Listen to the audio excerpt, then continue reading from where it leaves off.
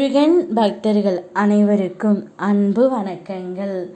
என் அன்பு குழந்தையே, இன்று மதியம் 3:30 மணிக்கு உன்னுடைய துணை உன்னை அழைக்கப் போகின்றார்.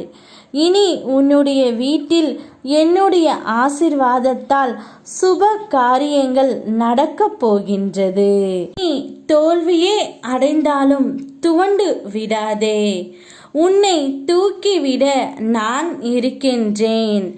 என்னையே கதியென வந்த உன்னை எப்போதும் நான் கைவிட மாட்டேன். இப்போதைய சூழ்நிலை உனக்கு சாதகமாக இல்லை என்றாலும் இனி வரும் காலங்களில் உன் கைகள் ஓங்கி நிற்கும். இது என் சத்திய வாக்கு. உன்னுடைய உயிரான துணை உன்னை அழைத்து பார்க்க வேண்டும் என்று சொல்கின்றார் தங்கமே. அதுவும் இன்று மதியமே உன்னை அழைத்து பேசுவார். நிச்சயம் இது நடக்கும்.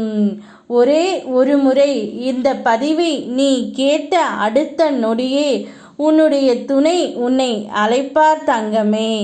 உனக்கு மகிழ்ச்சியான நாட்கள் நெருங்கிவிட்டது.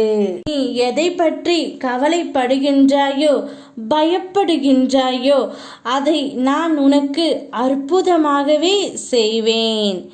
ஏனென்றால் நீ அதற்கு தகுதி ஆனவர். நீ என்னை நம்புகிறாய். நல்ல வேலையை செய்யும்போது உன் மனம் குழப்பம் அடைவது சகஜம்தான்.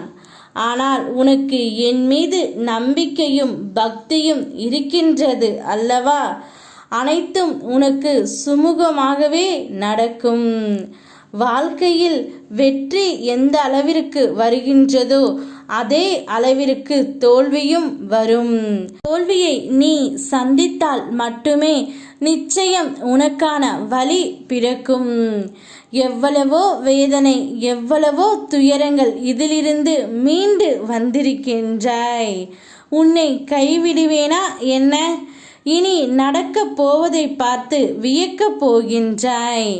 தைரியமாக இரு தங்கமே, நீ ஜெயிக்கப் போகின்றாய். உன்னுடைய துணை உன்னை அழைத்து பேசவும் போகின்றார். திடீர் திருப்பமாக உனக்கு இப்பொழுது அழைப்பு வரப்போகின்றது. நீ ஆசைப்பட்ட அனைத்தும் உனக்கு நடக்கப் போகின்றது. சந்தோஷத்தை வரவேற்க சந்தோஷமாக காத்து கொண்டு இரு. யாம் இருக்க பயமேன். ஓம் முருகா.